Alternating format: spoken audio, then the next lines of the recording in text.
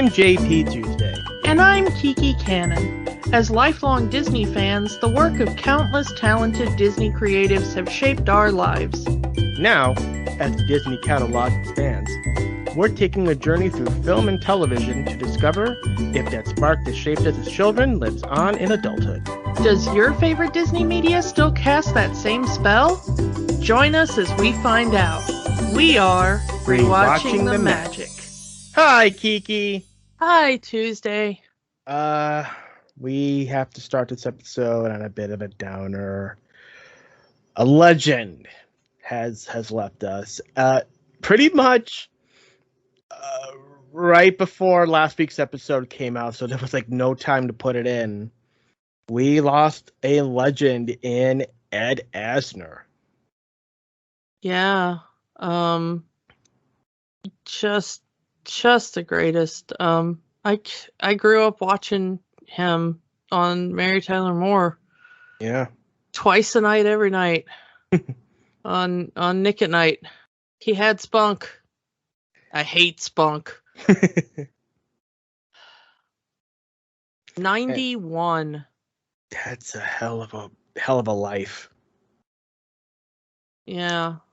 I mean, and even then, even if you weren't watching the reruns of Nick at Night, he was in his later years in the 90s, he was a very prominent voice actor for a lot of the shows that we grew up watching. Batman the Animated Series, Animaniacs, Gargoyles. Freakazoid. Yeah. Yeah, he was Cosgrove in Freakazoid. He was Hudson in Gargoyles. Yep. And of course, then he does Up. Which, as we are recording this, they just released a ton of new shorts based off Up with Ed Asner reprising the role. Yeah, which is bittersweet now. Yeah. I haven't even had a chance to watch them, but I'm probably gonna cry my way through them. Mm-hmm. And of course, he's on Cobra Kai, which is on Hulu, or Netflix. Excuse me. Yeah. He's on Cobra Kai. I mean, he was working up until the hour. And he still has projects that haven't come out yet. Yeah, he was doing voice work for American Dad as well, I think. Mm-hmm. And Grace and Frankie. Yeah. He has a movie coming out at, I believe, next year called The Gettysburg Address, playing Edward Everett. So it's like, yeah, the man just was a workhorse. Do you remember there was a bit he used to do on Jay Leno's Tonight Show. All right. Does this impress Ed Asner? Do you remember that? I do not. They would just bring on various things or people or whatever, and then show Ed Asner, and he would sit there stone-faced, and they would wait for a reaction from him. And they would ask, does this impress Ed Asner? And it would just be him trying not to react. It was like the modern try not to laugh videos, mm-hmm. kind of.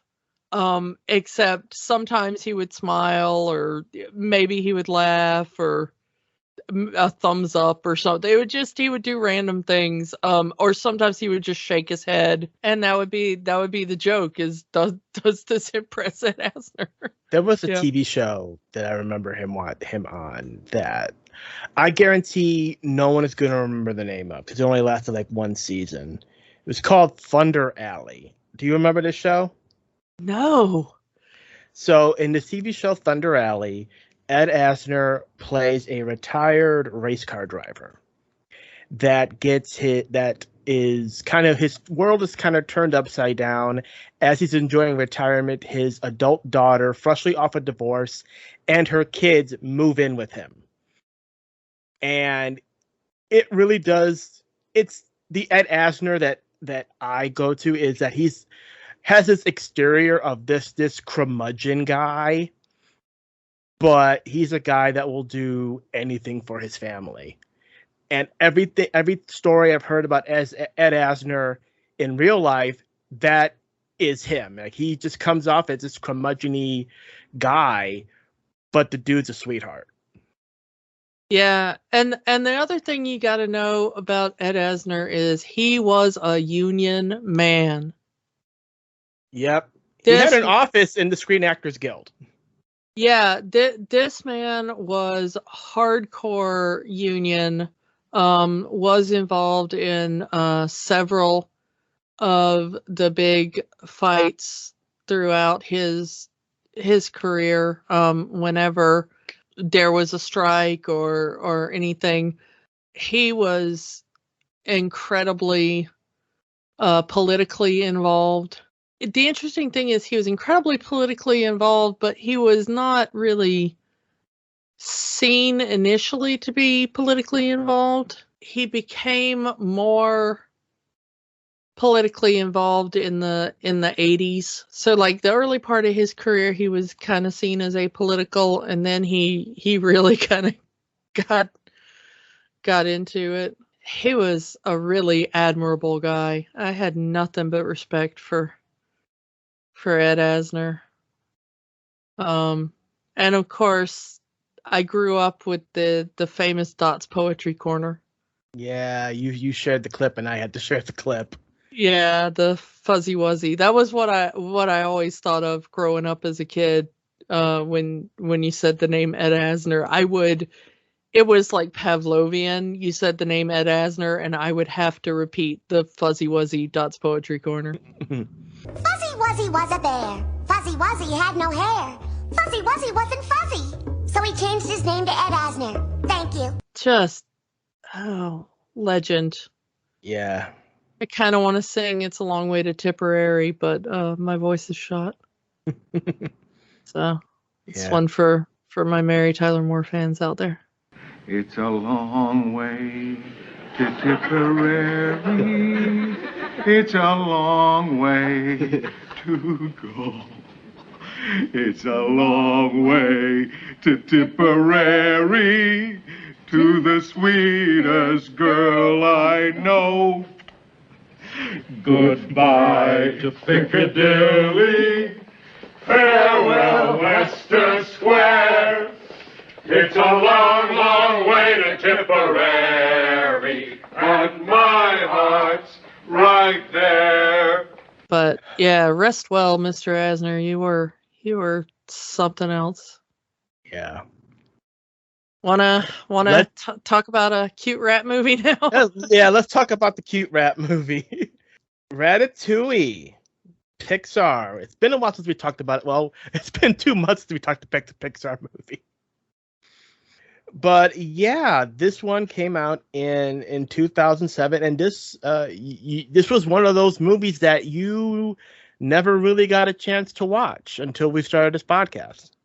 Yeah, I don't know how I missed this one. I've been racking my brain trying to figure out how I never got around to this one, and I can't figure it out. I should have seen it, but just never did. I love Patton Oswalt. I love Pixar. I like cooking. I like rats. I don't know how this got by me. Yeah. So yeah,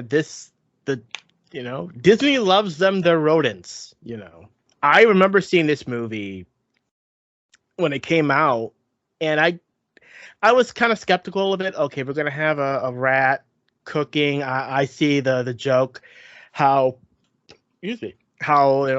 chefs' kitchens are supposed to be really clean and rats are kind of dirty. I kind of get the joke, haha.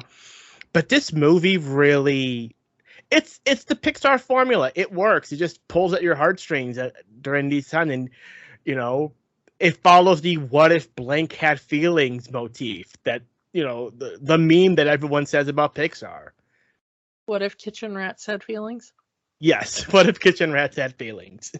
Apparently, our younger generation has such a connection to this film that it kind of launched something last year.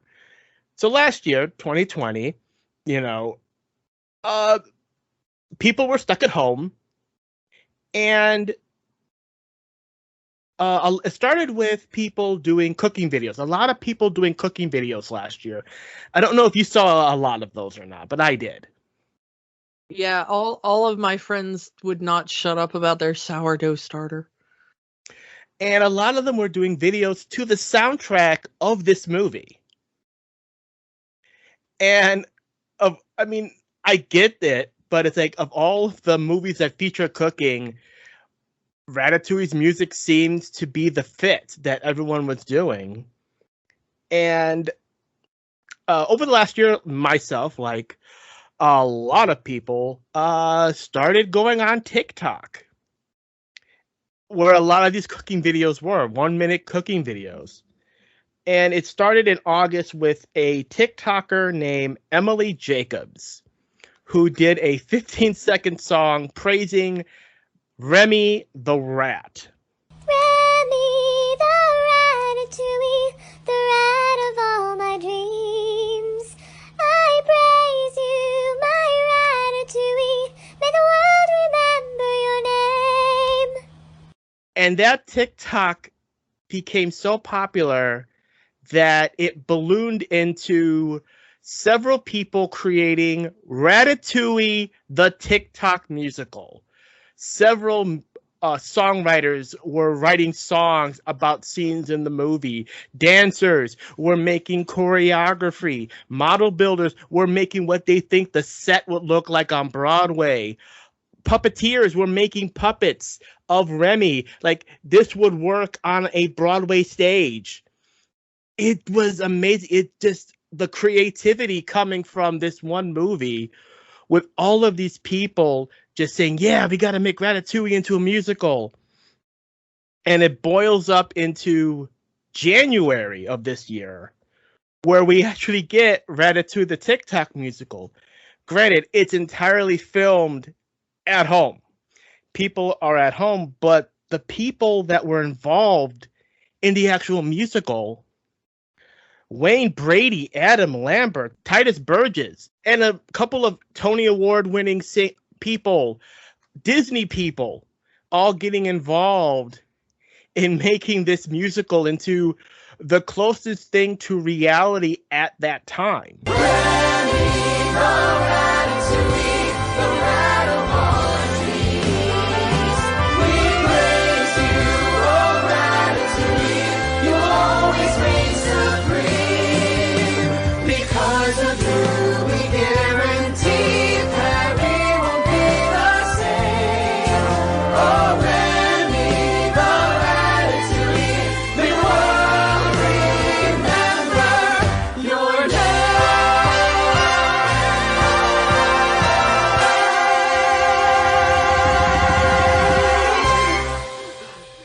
And it's like, we've seen Disney musicals, Yeah. Lion King and Beauty and the Beast and Aladdin, Mary Poppins.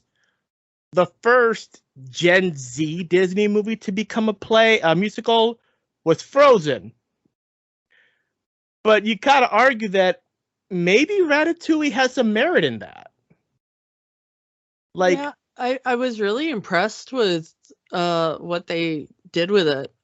yeah. There is some merit to pointing out to Disney what can be done when you're not a bag of Richards about your copyright. These people didn't make like a bunch of money on it. I mean, granted, Disney didn't make money on it either, really. But it was really good, and it made people really happy. Yeah. And maybe, like I said, when you're not a bag of Richards about it, this is the sort of thing that can happen. Yeah. This sort of collaborative awesomeness. And maybe you should think about that in And future. it also shows the power of the internet in 2020, 2021, where people who've never met each other but have a love of one thing can come together and make something wonderful. People want to be creative. They want to get together. They want to do things.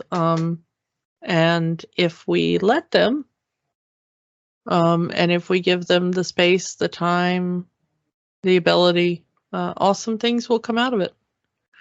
So yeah, if you have not seen Ratatouille, the TikTok musical, I believe a version is on YouTube. Although there is a version you can pay for that will go to charity. Yeah. So yeah, definitely give it a shot if you haven't yet. But we're not talking about the musical, we're talking about the movie. So in our sort of lead, I was really surprised how it goes back and forth between this being a speaking and non-speaking part, depending on whose point of view we're catching. Mm-hmm. When we're watching the rats, Patton has a lot of dialogue. When we're watching the humans, not so much. But yeah, we got Patton Oswalt as Remy the rat. I mean, how much do we really have to say about Patton Oswalt? A stand-up comedian who's been in everything. Yeah. Um, Well, okay, so he's been in a Disney-ish movie. He's been in Marvel. Can we get Patton Oswalt in Star Wars? he's been in 2 Marvel things. Yes, he At has. this point. He's been in Agents of S.H.I.E.L.D. and he's been in MODOK, which I finally finished the first season of MODOK. It is excellent. I want Patton Oswalt as MODOK in an MCU thing. Yeah, his take on MODOK was pretty awesome to me. He's now been doing the revival of Mystery Science Theater 3000 as well. Yep. TV's son of TV's Frank. Yep. And he's set to come back for the new episodes that they're working on. Yeah, he is. Which I kickstarted at a rather exorbitant amount because I wanted me that music box. That music box, I think, was a stroke of genius because I know so many people who looked at their bank account and looked at that music box and went, "Ouch!" But I need that music box, and I was one of them. But yeah, actually, he's been in 3 Marvel things. I just remembered because he was in one of the Blade movies. Does that count? It kind of does, yeah. But yeah, he does so much voiceover stuff as well. But yeah, apparently he was chosen for this because he does a lot of food related stand-up bits. Yeah, I can see that. And Brad Bird, the director, had seen some of them and loved the way he talked about food in his stand-up comedy and thought that he could deliver lines with about food with the correct amount of passion. He does a great job in this movie. He does a great job in everything. I'm a huge fan of Patton Oswalt. Mm-hmm. Moving on, as the human part of the cooking team, Alfredo Linguini. That's a real name. That's a real name that belongs to a real person. We've got Lou Romano. He is primarily an animator. At Pixar. And occasionally he does some background voices. I think we were talking about that this might be the first and only so far lead character that he has done. Yeah, he did Bernie Krop in The Incredibles, Snot Rod in Cars, and then he did Alfredo in Ratatouille. I only assume that they did like the storyboards, he read it, and they said, you know what, no one can do it better than you. You're in. Yeah, I guess. As Chef Skinner, who is kind of our villain of the movie, I guess, we have Ian Holm as Chef Skinner. Ian Holm, everybody's going to remember as Bilbo in the Lord of the Rings. The older version of Bilbo, of course. Of course, it's such a career for him. Yeah. Ash in Alien, Francis Willis in Madness of King George, Father Vito Cornelius in Fifth Element. But yeah, I think he knew once he did Lord of the Rings that everybody would forever remember him as that, and I think he was cool with that. Another legend in Remy's dad Django, we got the great Brian Dennehy. Yeah. Where do you start with Brian Dennehy? I don't even know. Cocoon, or do you go with like First Blood?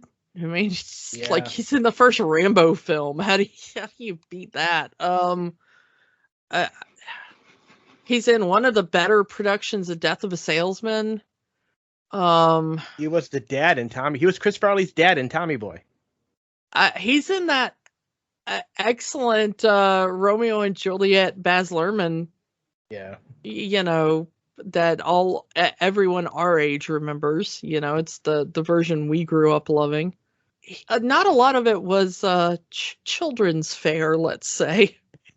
There are quite a number of actors in this movie that you wouldn't expect to be in a children's movie.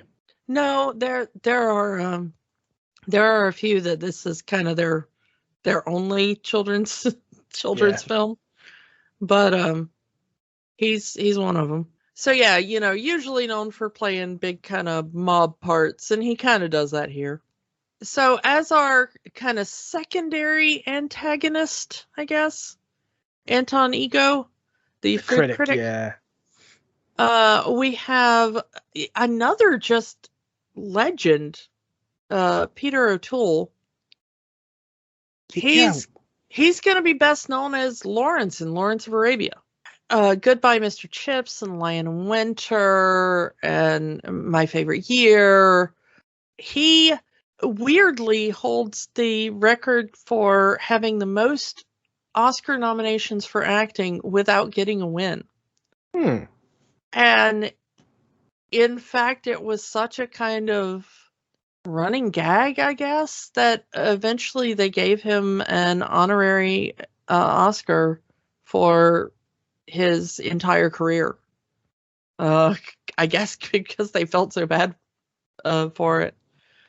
One of the greatest of his generation. And this was such a moving performance. He didn't do a lot of like animation voiceover kind of stuff, but his performance in this is incredibly moving. Especially how he essentially gets a difference in his voice from when he's the curmudgeon-y guy until he gets that memory at the end of the movie. Yeah. Really, really great. Just love him. And as Colette, the only woman in the kitchen and our love interest for our main character here, we get Janine Garofalo, another one you don't generally expect to find in children's movies. Have you heard her stand-up routine? Yes, I have, and I'm quite partial to them. She was kind of a low-key idol of mine growing up, honestly. I absolutely adored her stand-up and her films and kind of just her vibe. I was kind of surprised to realize that was her. Yeah, because even me, when I first saw the movie, I knew she was in the movie, but it doesn't sound like Janine Garofalo at all. And she's someone who's not known to do voices in her routine. Yeah, and she's got the the French accent, and she's a lot more toned down. But it really is in her wheelhouse. It's a big feminist character, and it talks about a lot of the same things that she talks about in her stand-up. So it does fit kind of with her general themes. So I can see why she agreed to take the part. Is at first you would think that she doesn't, that it doesn't fit with her, but as you kind of look into the character, it really does mesh with everything she talks about and everything she stands for. And pulling a serious performance out of an over-the-top French accent. Yeah, at first you think that it's going to be a more comedic role than it is, but it really is a more toned down and dramatic role in the middle of all this zaniness that's going on around her. And kind of rounding out the last one we're going to talk about in depth here, we have the Horst Kehr, the German sous chef that comes in, and he's played by Will Arnett, who most people will be most familiar with right now as the voice of BoJack Horseman.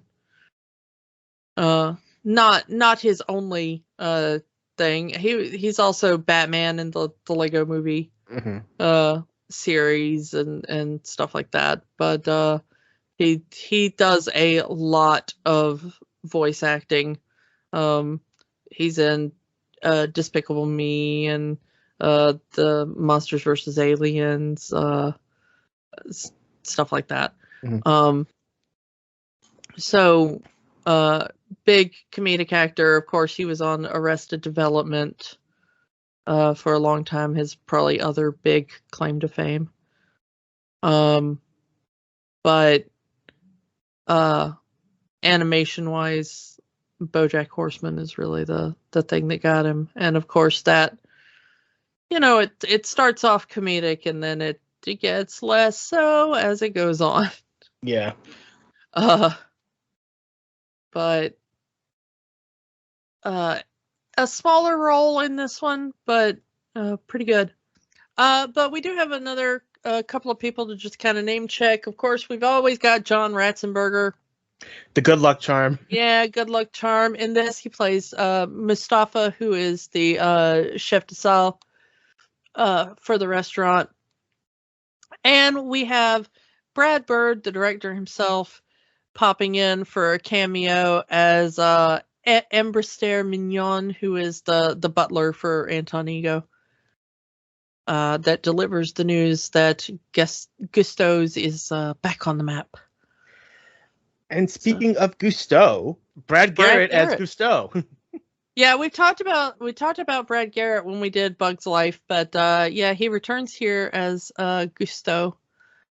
I kind of want to talk about, before we get into the movie proper, about where they got this idea for Gusteau, because it kind of goes into where they got the idea for the movie from. All right, go ahead. Because it's kind of a much sadder story than they tell in the movie.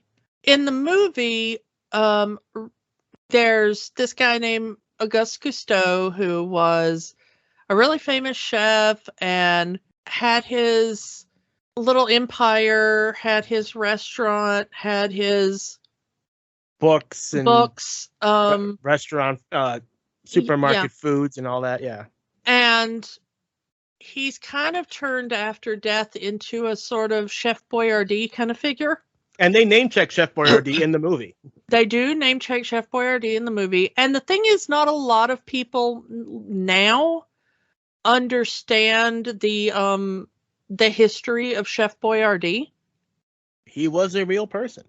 But he was a real person, and he was a legitimate chef as we would think of it. He was a high-class restaurateur. now we think of Chef Boyardee as like, Canned spaghetti. okay, your canned spaghetti and meatballs and your, his name, I mean, and I'm probably horribly mispronouncing it, but Ettore Boyardee, I think was the name he pronounced it. When they anglicized it, they anglicized it as Hector Boyardee. And that's not even how you spelled his original last name. They anglicized the whole thing. But he was Italian, who was born in Italy and eventually came over through Ellis Island. But he was a legit chef. So Boyardee had trained partially as a legit chef, or at least tried to. He was a lot like Linguini, in that he mostly got relegated to the non-cooking kitchen jobs, but he wanted to be a legit chef. And then he finally worked his way up in once coming over to the US. He finally worked his way up to head chef and became a really celebrated restaurateur. But then World Wars started breaking out, and they needed canned stuff to send over to soldiers and everything. And he created this kind of canned pasta sauce that was shelf stable and that you could send everywhere. And that became really popular. And he started making money off of that. And then he went from famous high-class chef to the guy who made the bottled stuff that you could cook in your kitchens, and it kind of spun from there. After he died, then it spun off after that, and then it became, here's all the canned things and stuff like that. When they kind of parodied that in this film, of that's what they're doing to this guy's legacy, it's a very similar thing. He's a legit chef, and now he's this guy that's just on frozen foods, and people are sort of forgetting that he once stood for high-class, snooty food. But I do kind of like the way they undercut it later in the movie. But he was mostly based on a different chef, a guy named Bernard Loiseau. Now, Loiseau had a restaurant and was absolutely fanatical about getting Michelin stars. And he wanted a 3-star rating, which is really difficult to get for anybody who doesn't follow all this restaurant nonsense. Think of it for our listeners who may not be understanding. I'm going to say it's kind of like an actor that chases for awards. Yeah. Acclaim. That's what this chef wanted. Yeah. So it's really difficult to get 1 Michelin star. 2 Michelin stars is, wow, you're the best of the best. 3 Michelin stars for a single restaurant is almost unheard of. I mean, top of the world. He was a fanatic, and he worked very hard. He had won like every cooking award in the world, and he finally got his 3 Michelin stars. And then it took him like 17 years, okay, of his cooking career to get this 3-star rating, okay? But the cooking industry started to kind of change around him. There was like a new trend in food and everything. He was trying to keep up with stuff. He was going into some debt and everything. And he got kind of a bad review. And he started to hear rumors that the Michelin Guide was planning to change his rating for his restaurant from 3 stars to 2 stars. He had told one of his friends, if I ever lose one of my stars, I'll kill myself. And when he heard the rumor, he made good on his threat. Unfortunately. Obsession is not healthy. And that's what that was. Yeah. And in this story, Gusto dies of a broken heart here. Yeah, he gets a bad review and he dies of a broken heart. After his 5-star restaurant is downgraded to 4. Yeah. Yeah, they kind of took out the worst part of that. He just kind of dies of unspecified causes in the thing, but the interesting thing is as of this recording, the real life restaurant that this was based on remains a 2-star restaurant. But apparently that kind of idea of the chef who died after a bad review is kind of where we get the idea for this movie. But then it's what happens after that, you know? And as far as the movie goes, there must have been a few more bad reviews because it goes down to 3 stars by the time Remy gets there. Yeah, I have a feeling that Skinner is not the greatest of chefs. Skinner is more obsessed with selling Gusto's name for frozen foods. He spends more time in his office with businessmen trying to decide what new food are we going to put Gusto's name on rather than let's improve the menu. And the interesting thing is that the real life guy, Loiseau, that it was based off of, one of the movement that kind of came in and caused him such problem was fusion food. And we see that the thing that they're basing Gusto's line off of is, we'll make it Mexican food, we'll make it Chinese food, we'll make it American food. It's this fusion idea, which I found kind of interesting.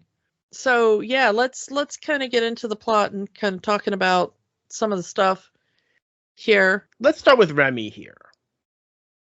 Remy is a foodie, and that's kind of his thing. He has a very advanced sense of taste and smell for a rat. His whole thing is you are what you eat, and he only wants to eat good food, while the other rats are very satisfied with eating garbage. And that causes friction between him and the other rats, specifically the leader of his clan, which is his father. I'm going to say I identify with Remy so much.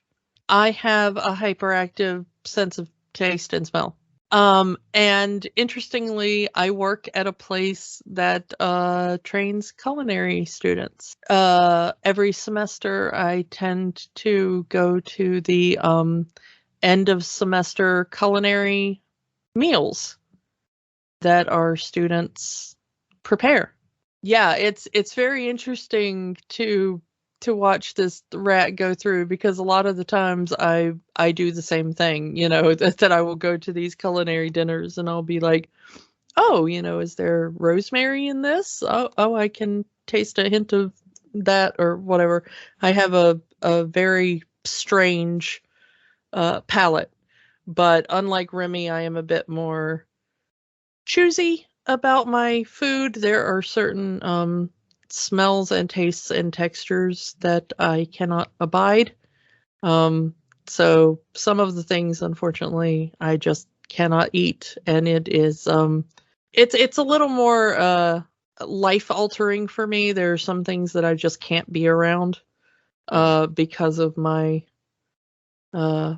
my sense of smell and taste.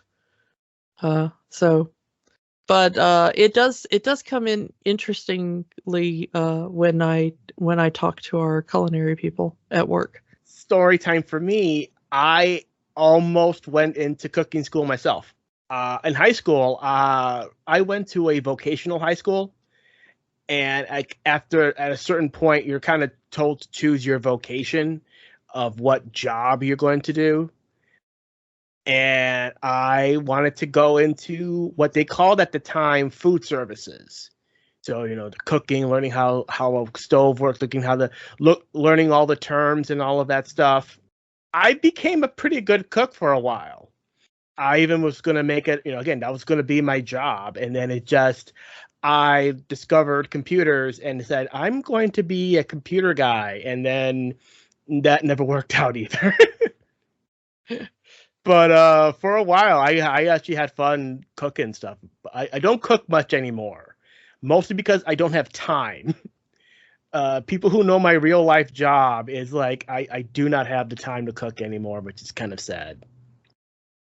Yeah. I'm a low key foodie, but I'm very picky about my food. There are certain foods that I just cannot eat because of certain things, but my taste and smell is overdeveloped. I can taste water.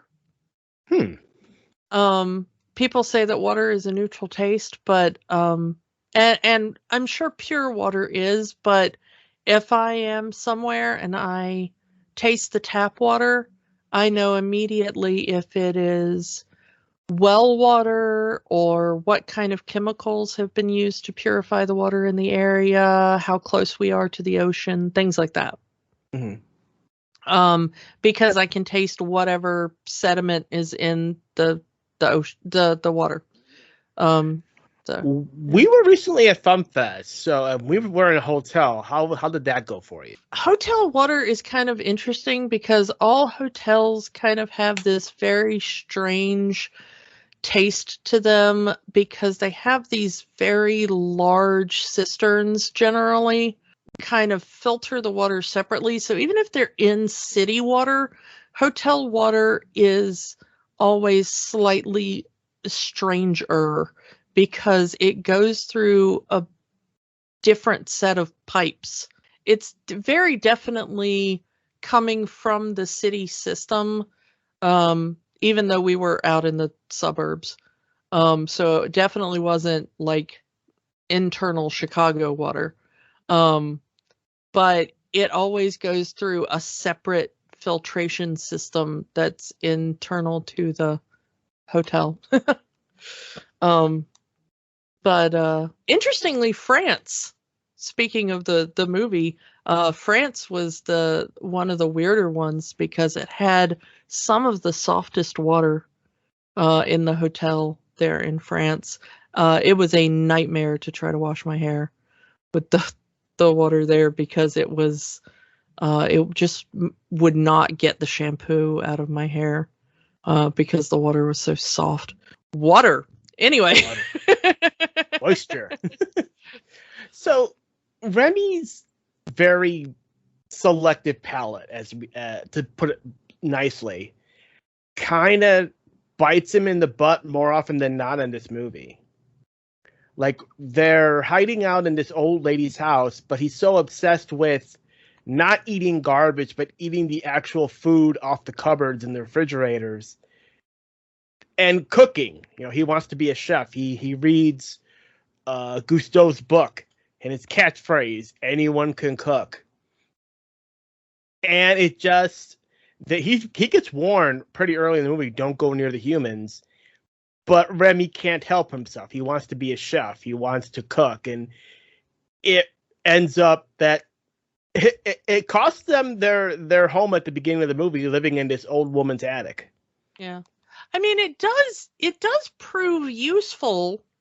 It's not 100% bad for him because he does become the poison control rat, I guess. But that's not a job. Food beforehand to tell him if it's safe to eat. But it's not a job he's happy with. No, but it is useful. And yeah, that from a pack perspective, you're a member of the pack, do what's best for the pack, but Remy wants to be that individual. Which again, it costs him their home, for lack of a better term, is his selfishness, I guess is one way to put it. Well, it's not. I mean, yes, part of it is his selfishness, but it's also his brother Emil's not listening. When the woman finds them in the kitchen, yes, it is Remy's fault that they're in the kitchen and that they've dawdled too much because he wants to cook. But when they are caught, Remy tries to go out the window and into the woods and away from the clan. Emil immediately panics and starts running back to the clan, and Remy calls out, "No, not that way. You will lead her to the clan." Which means that even in danger, Remy keeps his head and knows to protect the clan above all else. But Emil panics and doesn't listen to Remy, and it's Emil's mistake that leads her to the clan. But the mistake would never have been made had Remy just done what his father asked him to do. I'm just saying there's a little blame to go around. True. But it's also, this whole thing is that was causes him to get separated from the clan to begin with. Especially the fact that he goes back for the cookbook. Yeah. And he's reading, which is a thing that rats are not supposed to do. Yeah, that's another big thing, is that Remy has taught himself not only how to cook, but to read human language. Which is apparently a thing all rats could do, but choose not to do, which is interesting because you would think that would at least be useful. I think that has to do with Remy's father. He is the leader of the pack.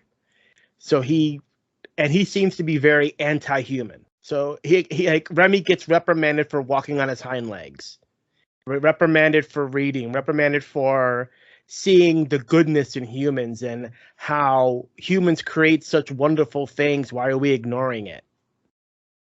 While Remy's father is just, humans are bad, stay away from the humans, and don't do anything that humans do.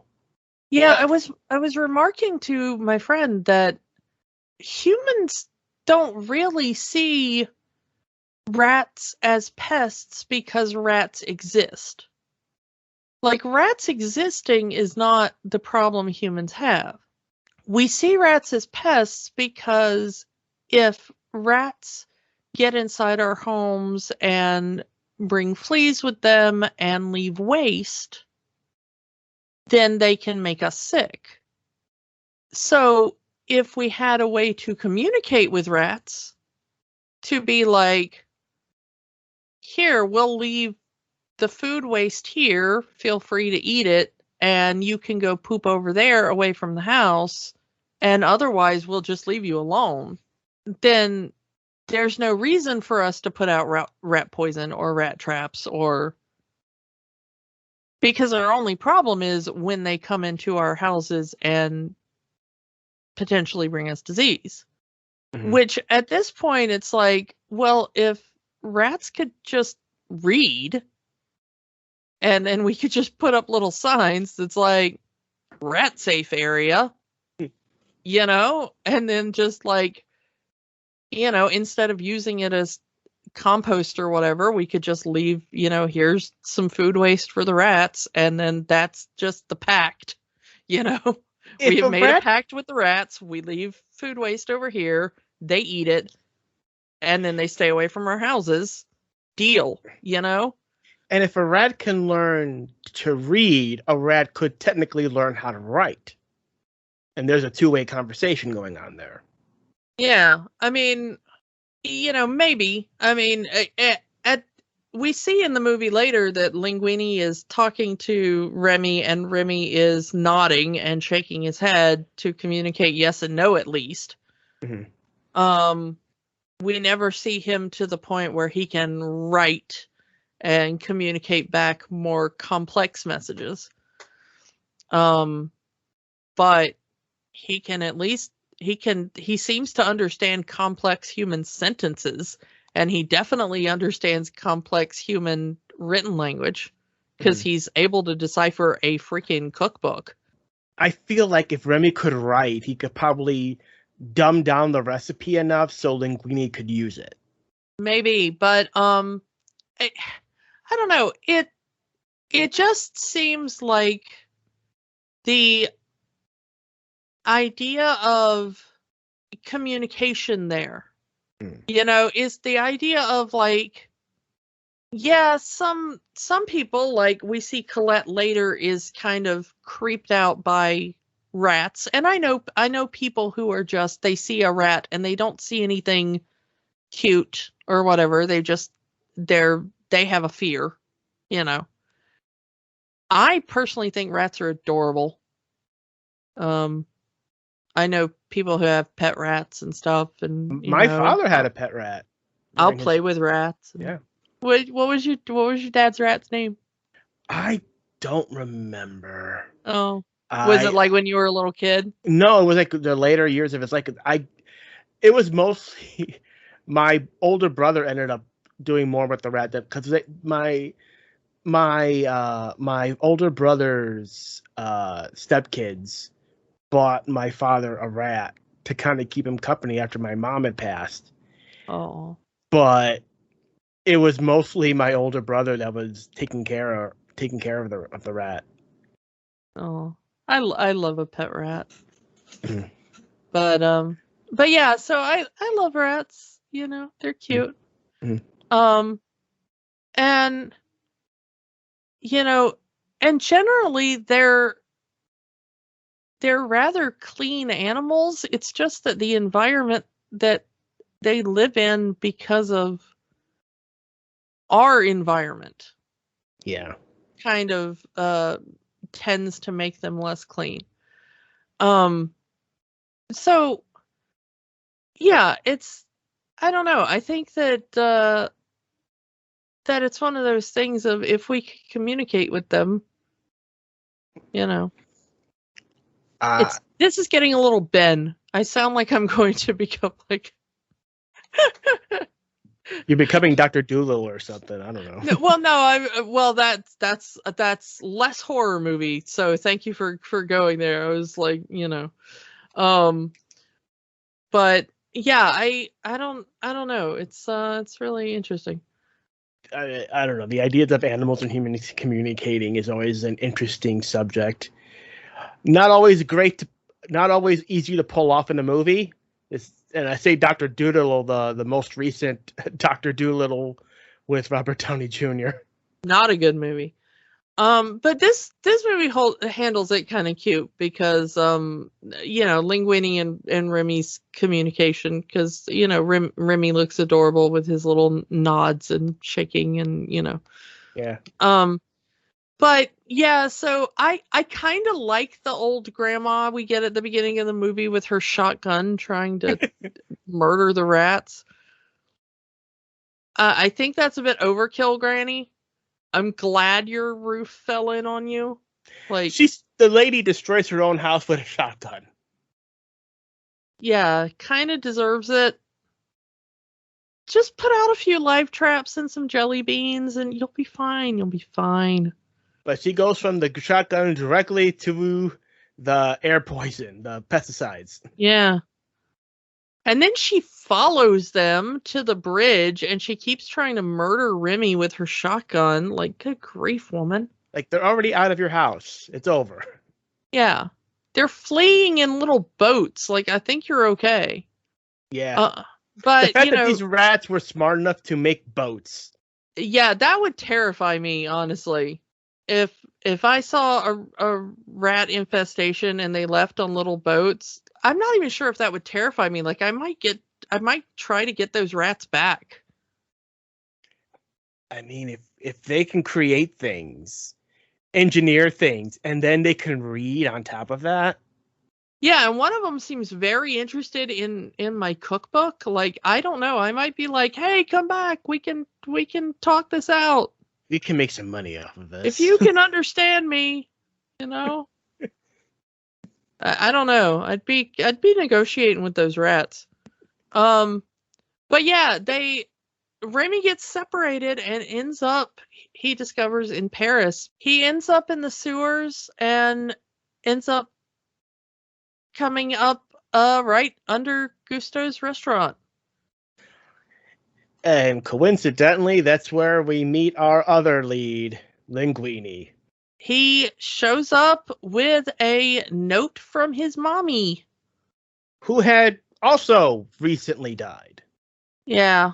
Can we please stop it with the dead parents? It's a blink and you'll miss it if you're not paying attention. They do say that Linguini's mother was an old girlfriend of Gusteau's. And the other cooks in the kitchen had already given Linguini a job as the garbage boy. He's a janitor, which, yeah, sure, why not? Gotta start somewhere. And Gusteau was all right with that. He's not cooking. He's not in any position of power.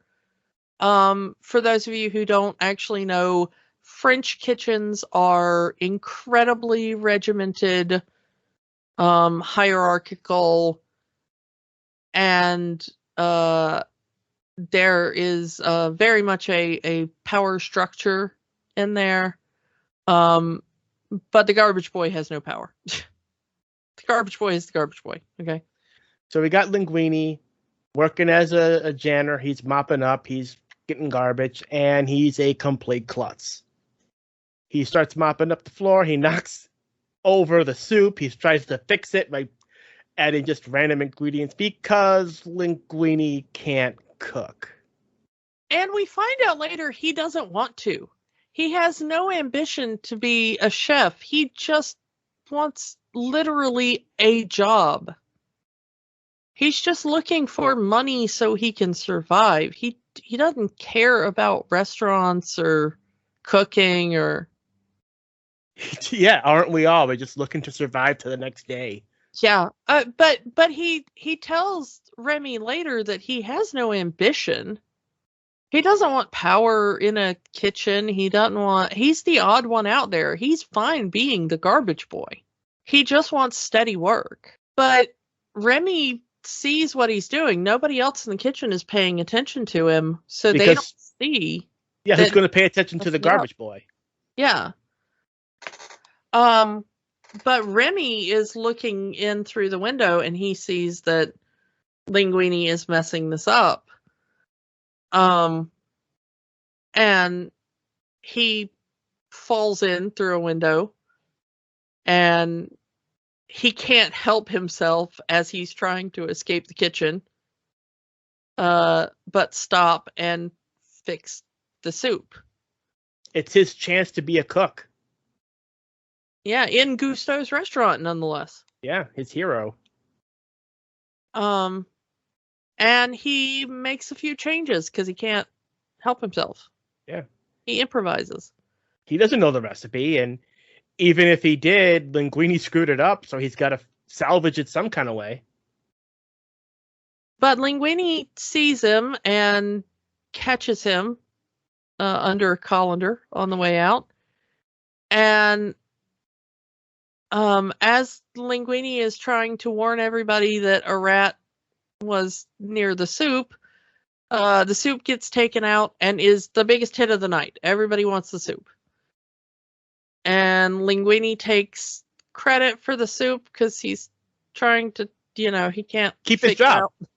Yeah, he wants to keep the job. And yeah, this is the point where Linguini realizes that Remy understands him. At first he's just ranting and, screaming out questions like, what did you put in the soup? Was it rosemary? That's a spice, right? And it's like, no, not rosemary. It's like, maybe it was this, maybe it was that, And then he was like, wait, did you nod your head? Did you shake your head? Can you understand me? And he says, hey, if I let you go, we're in this together, right? And now they've worked a deal. Remy will cook the food, Linguini will take the credit, and they're gonna make this work. The moment though that I knew that Linguini was cut out to be a cook though is there is that moment right at the beginning where Remy is running up and down and biting his hands, and Linguini just turns around and runs through the kitchen and into the walk-in and shuts the door and starts crying. And I'm like, yes, this man can be a chef. He has learned to cry in the walk-in. Because holy crap, if that isn't the mark of a chef, you know? You have not worked a kitchen till you have cried in the walk-in. For some reason, Remy can pull on Linguini's hair, and it puppets him. Don't know how that works, but it's a cartoon. Yeah, the movie has to happen, so we're gonna go with it. So they practice. It's a very funny montage. Yeah. Yeah, it's a good montage of Linguini blindfolded and Remy learning, you know, exactly how much he has to pull at the hair to get Linguini's arms to do the things. I'm really impressed he mastered knife skill without taking part of Linguini's hands with him. Yeah. He finally reproduces the soup. Everybody's very impressed. And Skinner says, okay, you can be a cook, but you're going to learn under Colette. I love the introduction to Colette properly here, which is that she points out she's the only woman in the kitchen, and there's a reason for that, because kitchens are very patriarchal, and she had to be extremely good just to be let in the door, and she's not going to go easy on him. Which is very much in character for her Janine Garofalo character. Yeah, and sadly, it's also very much historical fact. It's one of the reasons why somebody like Julia Child was so impressive. She was able to, you know, study in these French kitchens at a time when women were not allowed. Of course, she was like a 6'3" woman who had former military, the military spy in World War II. So I think, you know, maybe it wasn't so much a thing of letting her, as she just wandered in and was like, I'm going to learn French cooking now. So the good thing about it is that Linguini distinguishes himself by actually taking her advice, much to Remy's own dismay. Yeah, Remy comes off as a slight Richard on this one. Again, it's that selfishness in Remy. Remy thinks he knows everything there is to know about cooking. He does, you know, I made the soup. I'm doing all these dishes that the crowd is loving. What do you need to teach me? Why should I listen to you? Everyone's coming for my food. Because Remy is acting like a Richard, it's making Linguini come off like a Richard, because he's saying, yes, I will do what you tell me, but his body is doing the opposite. See, this relationship can't work both ways.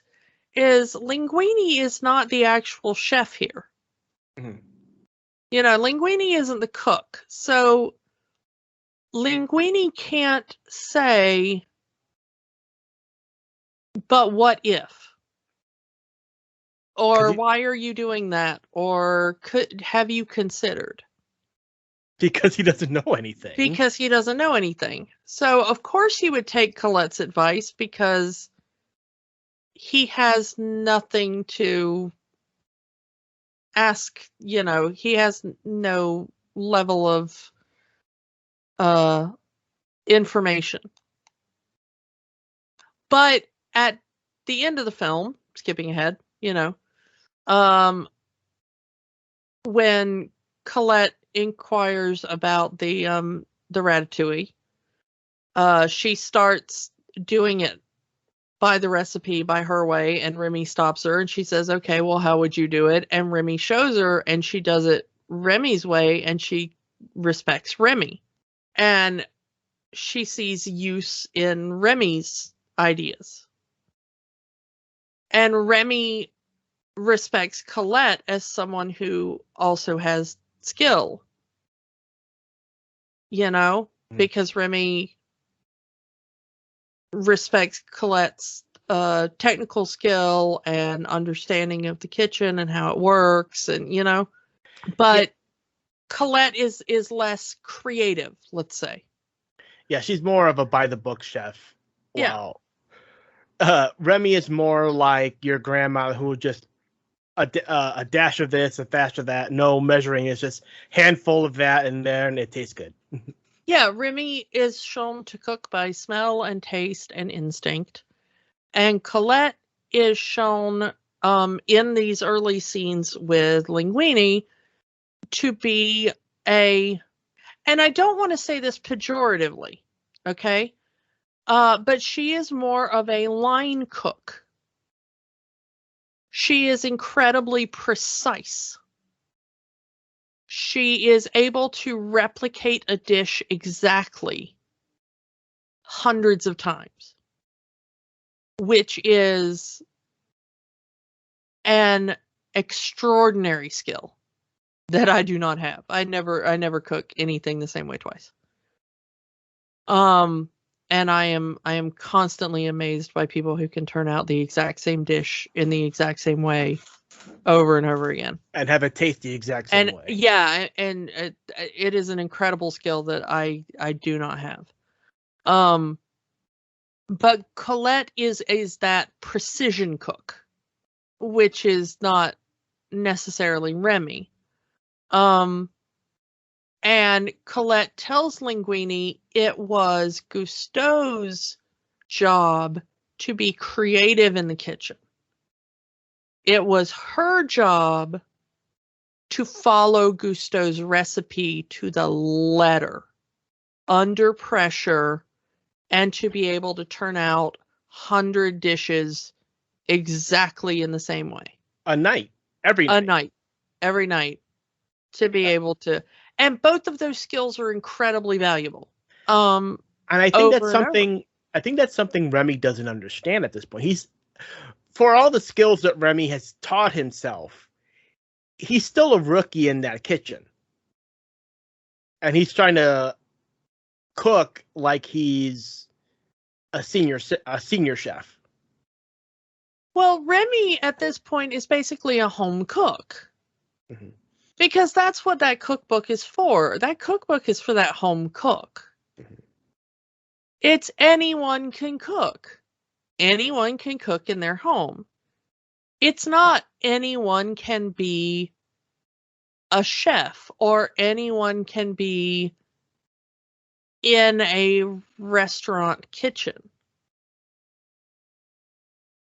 You come over to my house and I can cook you a meal. And you'll probably like that meal. And you'd probably come back to my house and eat another meal I cooked you.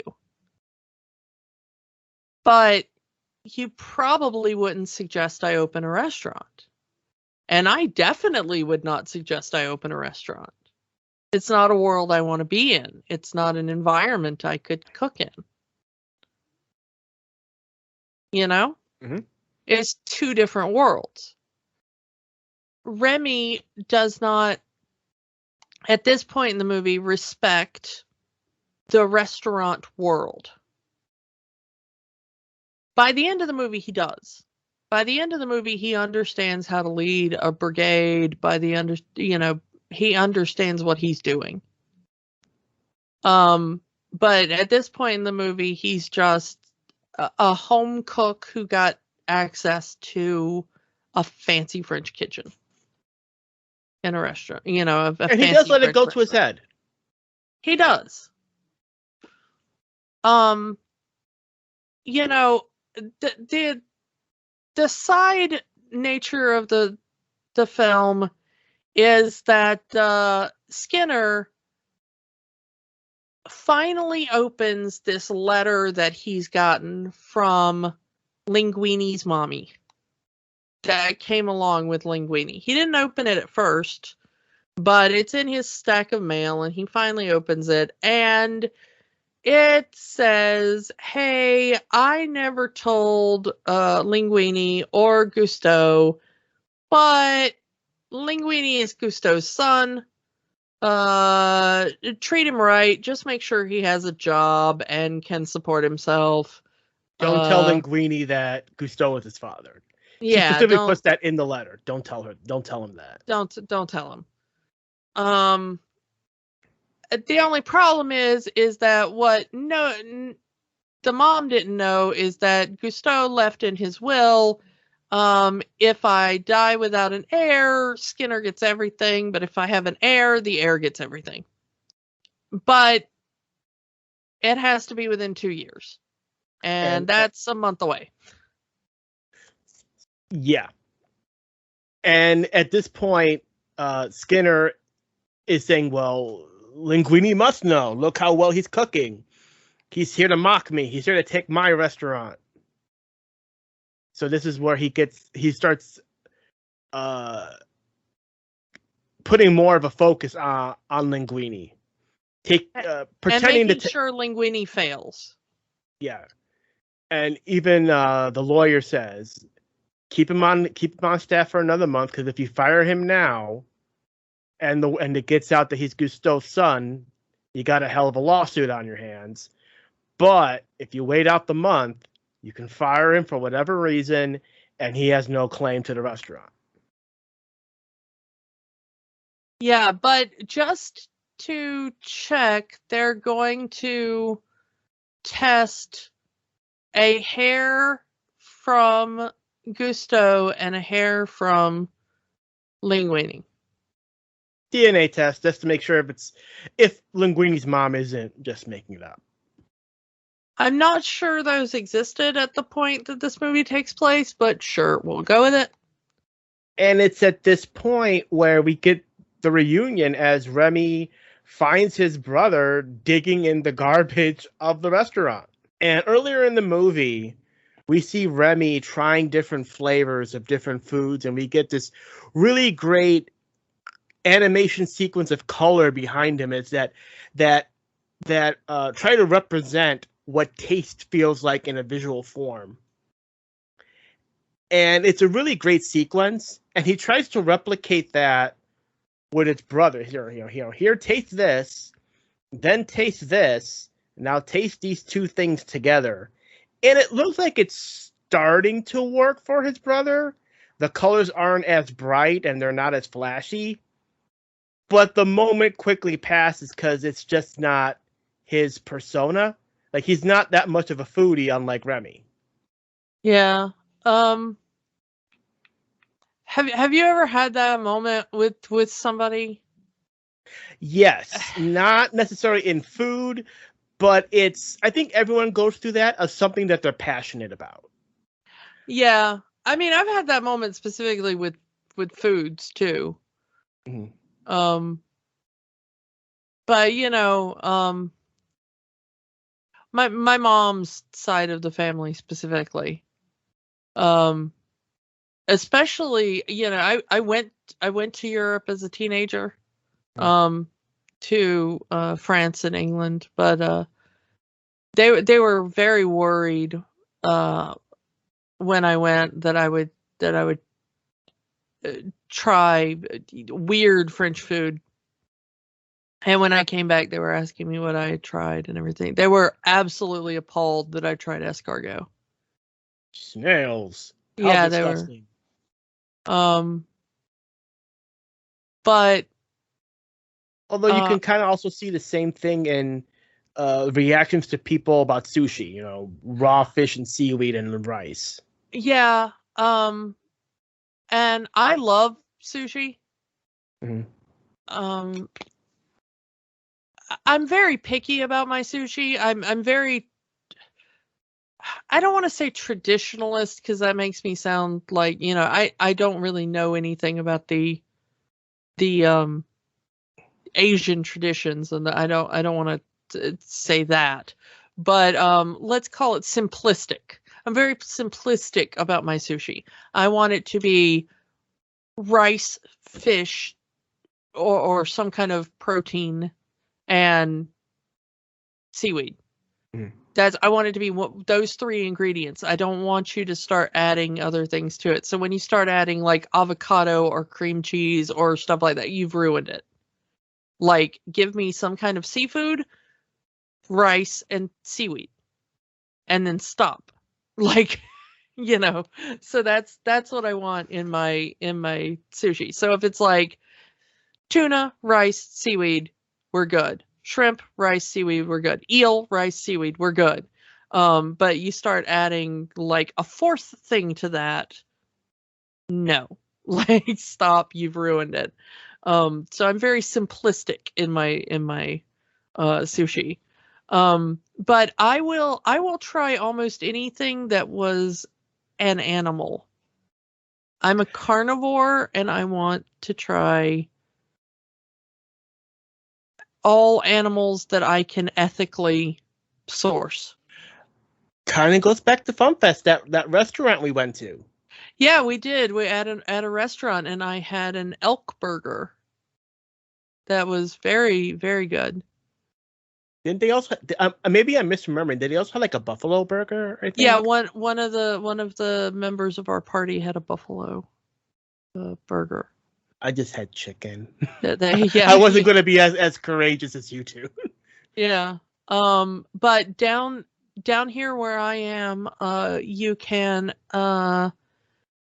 one of the restaurants in town has alligator on the menu. And I like getting their alligator bites. They frequently have turtle as well. So I like that. Escargot I'm less partial to. I will eat it, if it's there. I'm not against eating it. But it is quite chewy, so it does take a long time to kind of get through. It's very rubbery texture. Especially if it's not prepared right. So, it's things like that. Remy trying to tell his brother about the depth of the flavors and stuff like that. I do like that bit, and I like the way it's visualized. I like that there are different shapes, different colors. I like that there are different, like the shapes are different lengths and line weights and stuff like that. So I like that they use all the tools in the animator's box to visually get across, and I like that there are like musical cues that go along with it to kind of give you the audio sense of it. Yeah, and I do like that Remy's Brothers is more blurred and more muted colors compared to the bright, dynamic visuals and colors that of Remy's, to differentiate their taste palette. Yeah, and I like that his brother tries. It's not that his brother is refusing. It's just not for him. He even says it's not my style. And that is one of the relationship between the two brothers. It's like, okay, it's not my thing, but I'm going to give it a chance for you. And it really, also the relationship between Remy and his father, who flat out is not interested in anything that the humans make. Yeah, I think that's the difference between his brother and his father, and the reason why he and his brother have a better relationship than he and his father is that his brother is at least willing to try and willing to respect that. I don't quite understand it, but it's your thing, and I respect that it's your thing. But his father just will not respect it in the slightest. He won't even try. The phrase that the father says is, food is fuel. If you're picky of what you put in it, you're not going to go anywhere. I understand that, and sometimes you have to be like that. I am both a foodie and the queen of the one pot poverty meal.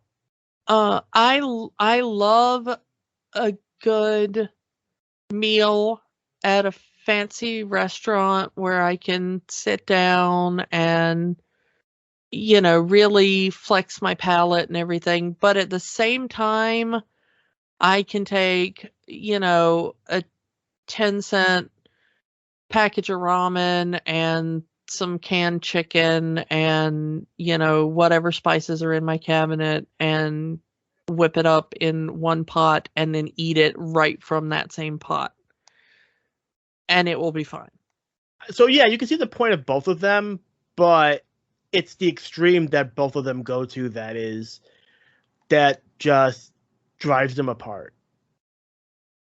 Even when Remy's saying, hey, not everything the humans make is bad, the father's response is to take him to an exterminator, showing him all of the dead rats and all of these poisons that the humans make. Like, this is what humans do to us. We should stay away from them. Yeah, and you can kind of see the father's point. I mean, he's not wrong in that most humans would kill a rat without a second thought. So I get where his dad's coming from. We see how humans react to Remy at some points in the movie. Yeah. Skinner has sort of, in a vain attempt, has taken Linguini under his wing. 1, to get the hair. And 2, to kind of see if he's been faking it. But he straight up says, I don't know how to cook. I don't know how to do anything. Like, how is this guy making all of these great meals when he's only been cooking for 4 days at this point? Yeah, I like the point where he says, don't tell me this is your first time cooking, and Linguini counts up on his fingers. He's like, no, this is actually my 5th time. Because after they have their discussion, oh yeah, now that we've had our discussion and you've cooked, you actually have to do your actual job and clean up the kitchen. Yeah, Skinner is so mad he makes Linguini clean up drunk after he's worked a full shift. But Colette comes in and Remy is weekend at burning Linguini's body with some sunglasses over his eyes to disguise the fact that he's asleep.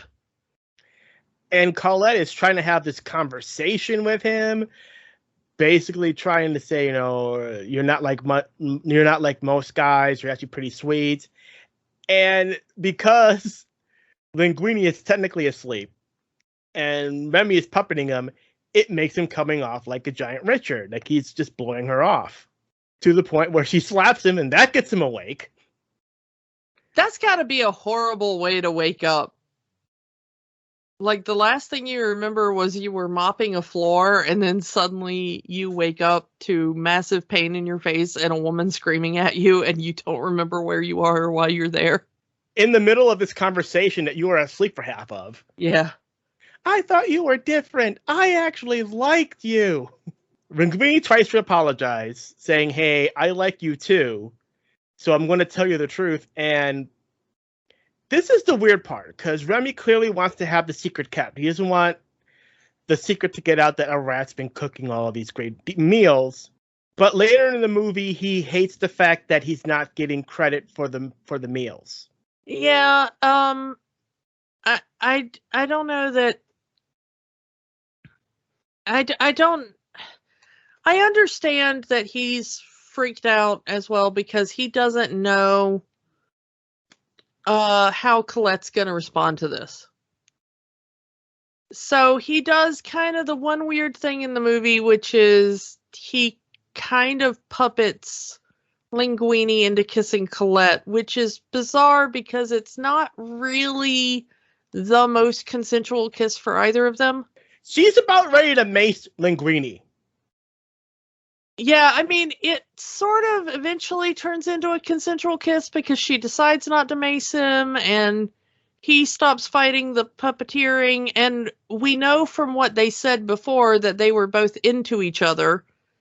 But when the kiss starts, it's not consensual for either of them because he's being puppeted and she's freaked out by him and ready to mace him.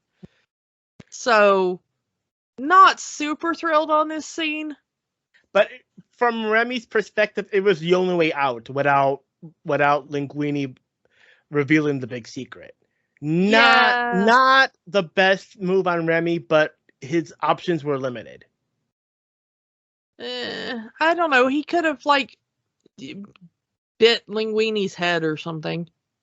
Yeah. Made Linguini take a step backwards. I don't know. There were other options. I'm just saying. And this is where we get to Ego. That Gusteau's restaurant is getting popular again. They have a new chef that is thrilling everybody. And he's angry because, hey, I wrote off Gusteau's years ago. How is his restaurant popular again? Things change, dude. Get over it. Yeah. We just told you there's a new guy. It's revealed that the DNA test has come back, and it's true. Linguini is, in fact, Gusteau's out of wedlock son, which is a bold move for a Disney movie. Having a child born out of wedlock. So, I didn't think about that, but yeah. Good for them, I guess. So but they do say that they had to run the DNA twice because the first time it came back as rat hair. Dun dun dun. Dun dun dun. And it's we fast forward to the end of the night. Colette and Linguini are kind of having their couple moment. They decide they're gonna go ride on her motorcycle because badass woman on a motorcycle. Her and Colette and Gogo should hang out and ride motorcycles. Yeah, I'd be down with that. And which ends up leaving Remy behind. It's a trope in movies I kind of don't like, but it's a means to an end to get to the plot twist in the movie. Two best friends, one gets a girl, and now the other's jealous, kind of deal. Yeah. Remy decides, hey, whatever, I'm gonna go feed some of my bros.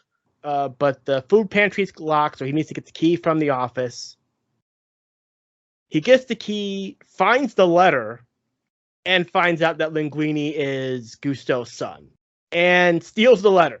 But the letter eventually ends up in Linguini and Colette's hands, and per the will, Linguini is now the owner of the restaurant, and Skinner is fired.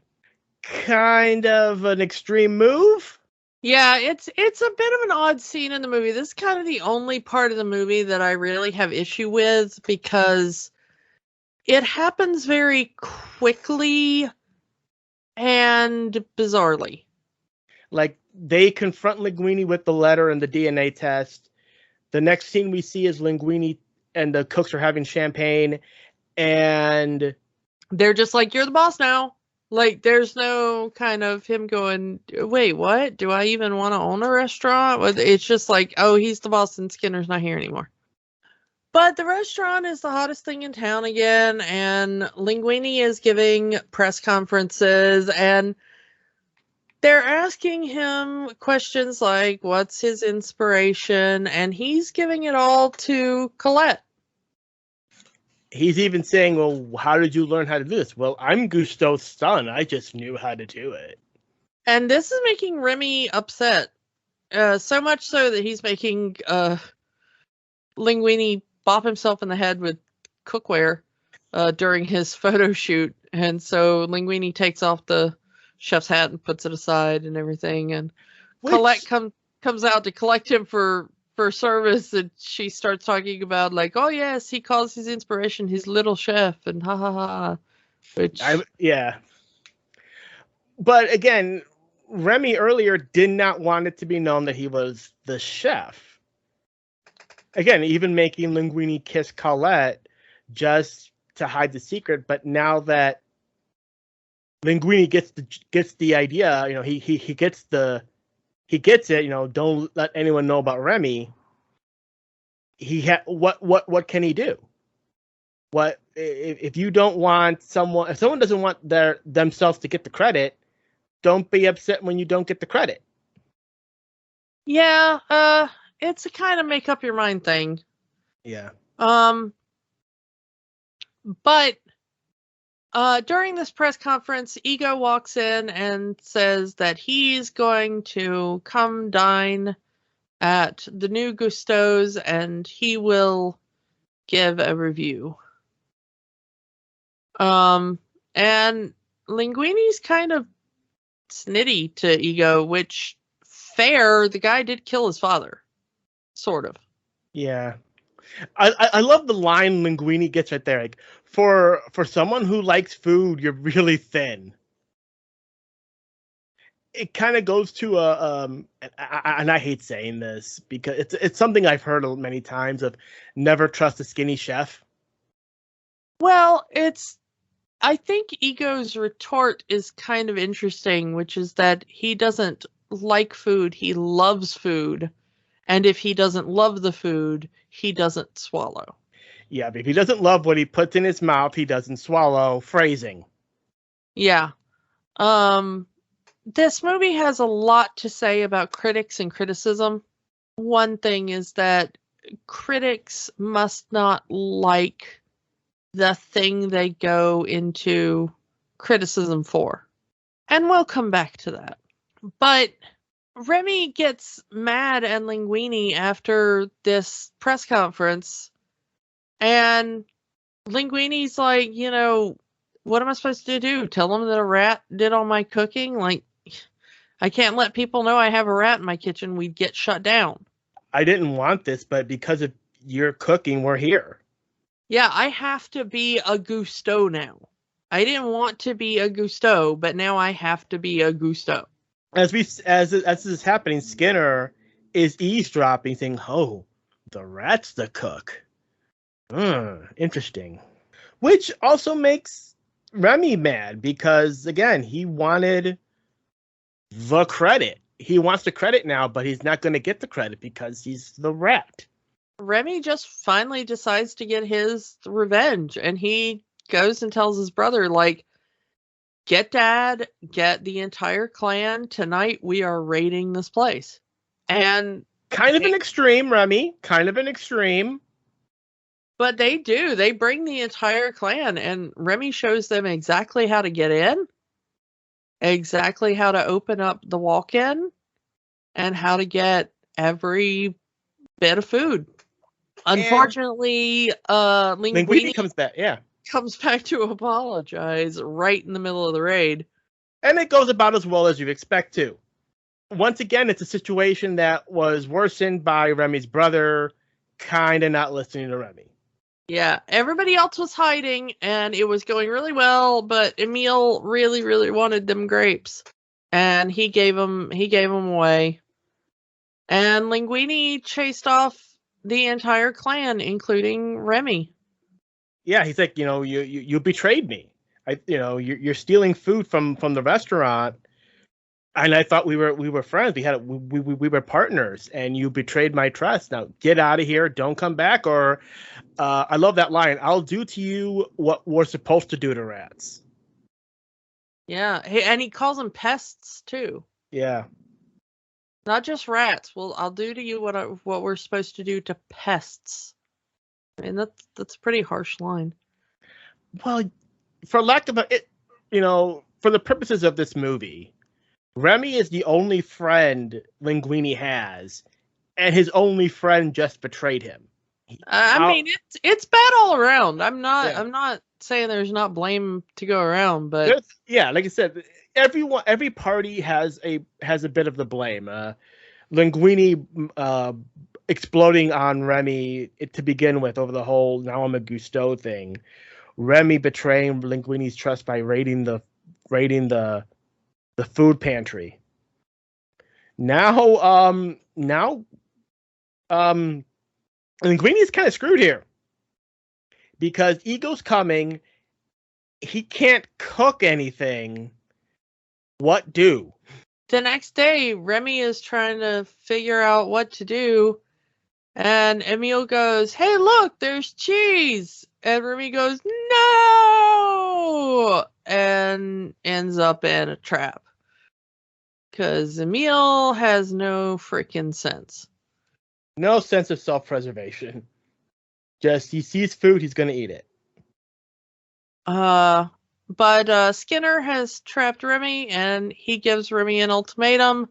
You're going to help me figure out a entire new line of frozen foods for Skinner's Frozen Foods, or I'm going to kill you. And here's what I want to know. Like, why? Frozen food doesn't have to be good, my dude. It just has to be, like, Edible. stable and edible.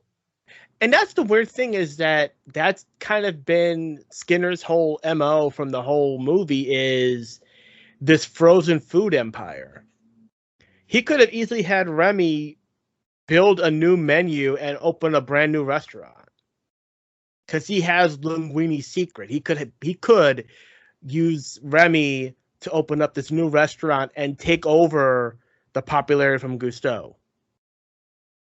But he doesn't. His focus is, I need to sell these frozen meals in supermarkets, and that's where the real money is, apparently. Yeah, I have no idea why he would do that, because, I mean, seriously, frozen food just needs to be barely edible and stable in a freezer. That's it. You don't need like a genius cooking rat to develop it. Most of the food I eat, I am willing to believe was developed by rats.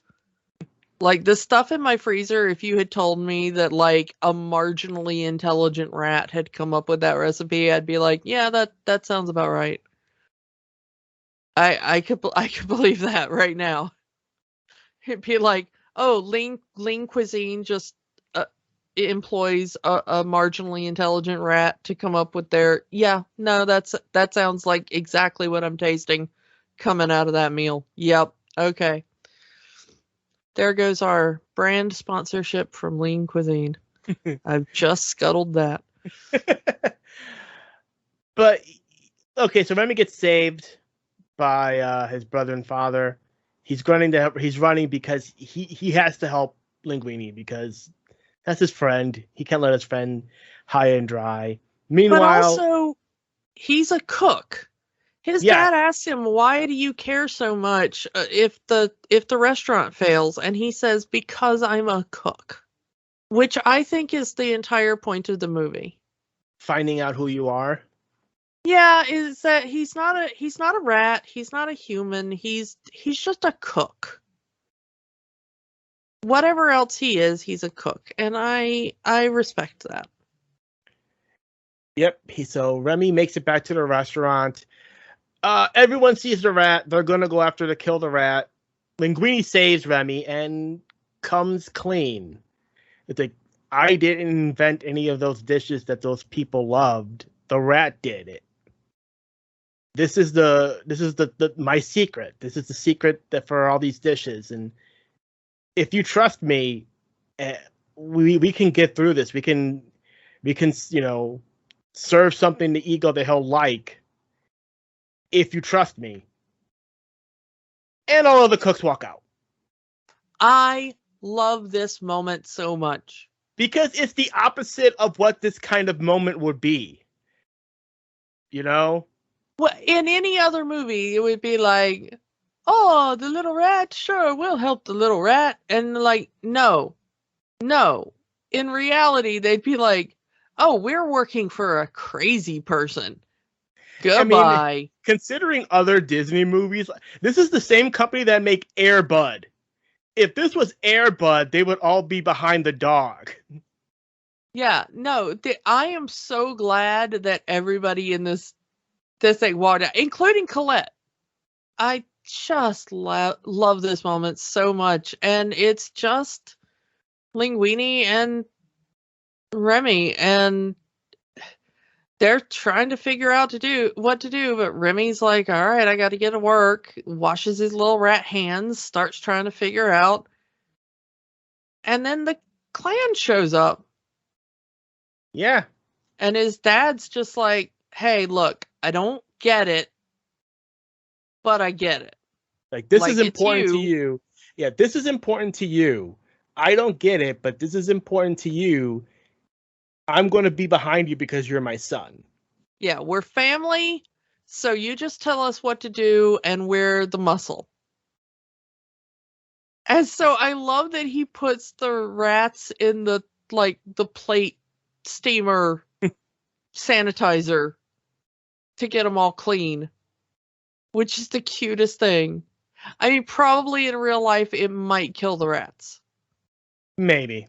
Maybe. It might just like burn them really bad. It's a cartoon. We can let this one go. But yeah, they get the rats all clean and sanitized, and he divides them into squads and starts, putting them out. You're on vegetables, you're on sauces, you're on, And as this is happening, Colette on her motorcycle passes by a bookstore with Gusteau's book saying anyone can cook. And it gets her to turn right back around. Anyone can cook. Are you gonna believe that or not? You worked for this man up until his death. You believed in him. You are also able to replicate his recipes to the letter. Why would you not? Colette? Anyone? Exactly. Anyone even a rat? So yeah, and then possibly the funniest part of the movie, which is the health inspector walks in and just sees hundreds of rats running the kitchen. If you are able to find the UK version of this, TV chef Jamie Oliver actually voices the health inspector. Yeah. I don't believe that is the version we have on our Disney Plus. I don't know if Disney Plus in the UK actually.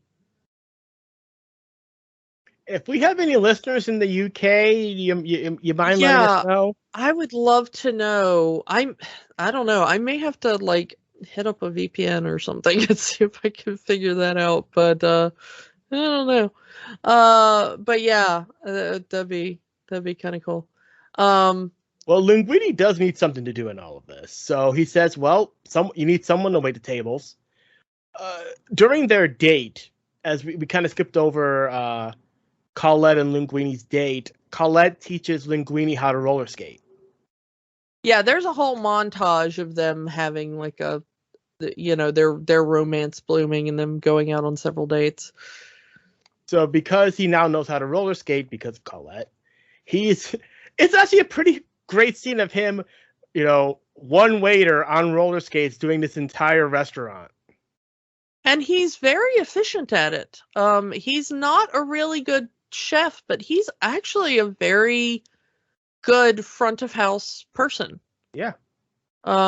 He's really good at refilling drinks and taking orders and talking to customers, and so he's a very good maitre d' and waiter.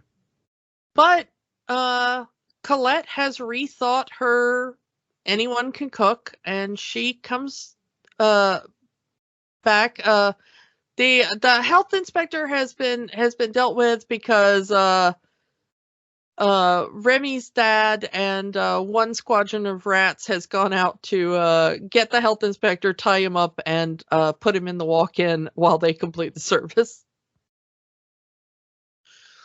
But Colette comes back to help right about the time that the health inspector is being brought back in, tied up, and put in the walk-in.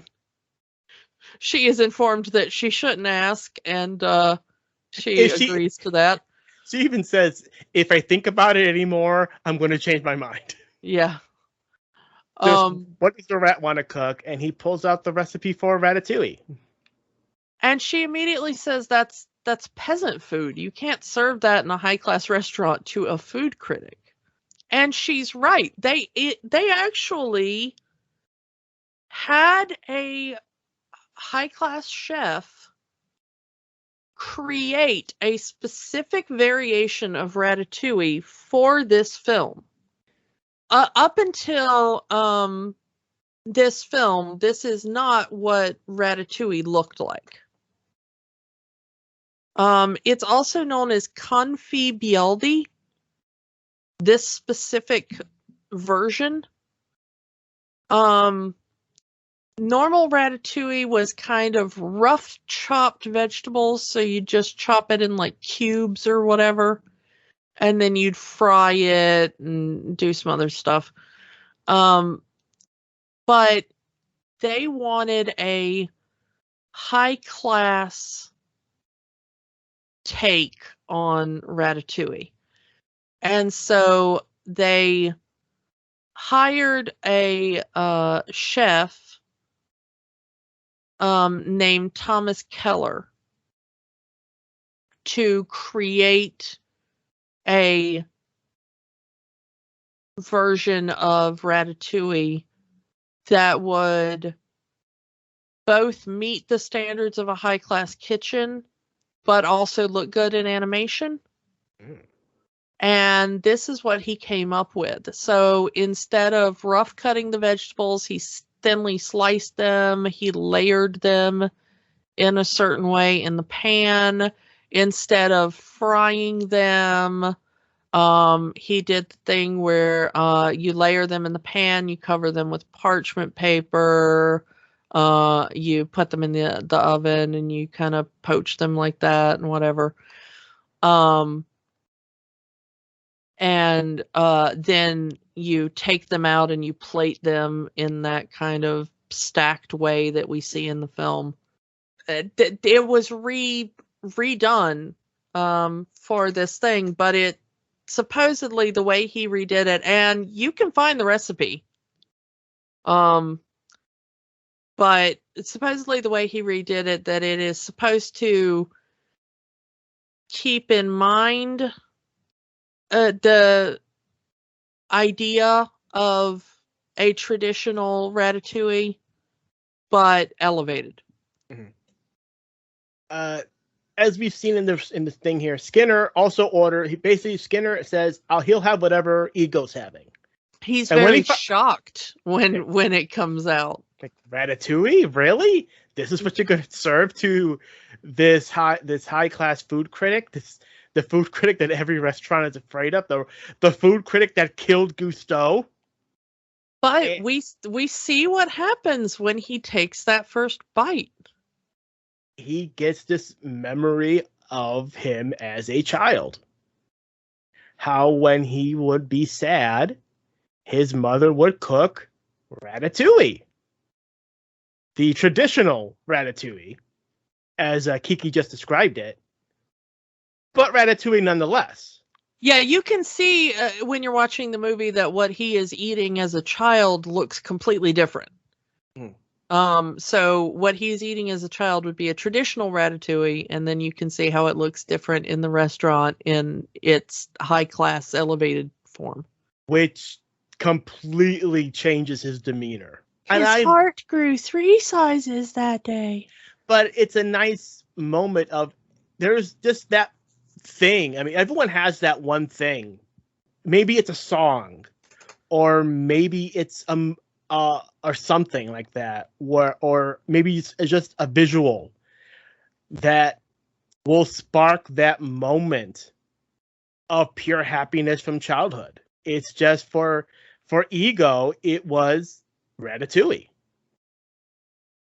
I had mentioned on Facebook that my mother had worn this hilariously bizarre perfume that was a tie-in to an old TV show in the 80s. And because it was a tie-in to a TV show that has long since been canceled, you can't just go to a store and buy it, you know? But it was my mom's favorite perfume. And I talked about how I had saved, how when she died, we had saved the last little bit in the bottle that she had when she died. because, they didn't sell it anymore. And we had like a few drops left in a bottle, and that occasionally I would open the bottle and smell it, because they were never going to make any more, and I was never going to, and it was one of my most prized possessions. And a friend of mine for last Christmas actually went on eBay and found a bottle that someone had of this perfume and bought it for me. It wasn't a full bottle, it was a bottle that someone had that had been, opened and saved from the 80s. But it's about like 3/4 of a bottle of this same perfume that my mom used to wear. And so now I have this perfume that I can put in like I've got like a little necklace with a scent diffuser, and I can put the smell of my mom's perfume in this little scent diffuser necklace and carry it around with me, and just immediately takes me back to my childhood when I'm feeling sad. So I guess that's my Ratatouille. Yeah. And definitely. I think everyone has that thing that will bring back that memory. Unfortunately, Skinner does not have that memory. So while the Ratatouille tastes good, he admits that it tastes good, he doesn't get the emotional attachment to it that Ego does. But he gets barges in the kitchen. Who cooked the Ratatouille? Who's the cook? Then sees the entire kitchen of rats. Yeah, and they have to attack him as well. And they lock him right next to the health inspector. Yeah. Ego asks if he could meet the chef. And Linguini immediately goes back to Colette and is like, he wants to meet the chef. What do we do? And Colette comes out, and Ego says, oh, you must be the chef. And she says, no, I'm not the chef. If you want to meet the chef, you must wait until everyone else has left the restaurant. And he says, okay, I will. It was that good. I will sit here and wait. And so after everyone else has left, they bring Ego back and they introduce him to Remy. And at first he doesn't believe it, but they convince him. And then we get one of the more interesting monologues ever in a Pixar movie. This is what I said we would have to talk about when we talked about what this movie says about critics and criticism.